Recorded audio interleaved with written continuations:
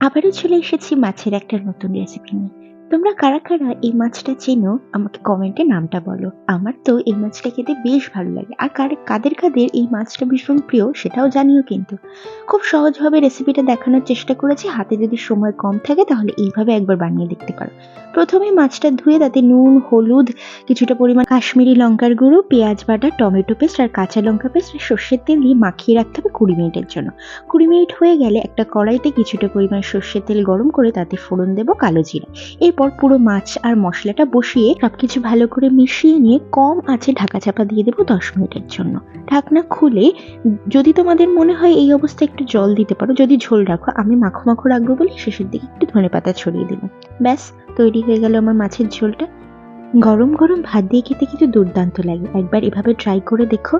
রেসিপিটা যদি তোমাদের ভালো লাগে তাহলে লাইক, কমেন্ট, শেয়ার করতে ভুলো না কিন্তু। দেখা হবে অন্য একটা ভিডিওতে। ততক্ষণ পর্যন্ত টাটা।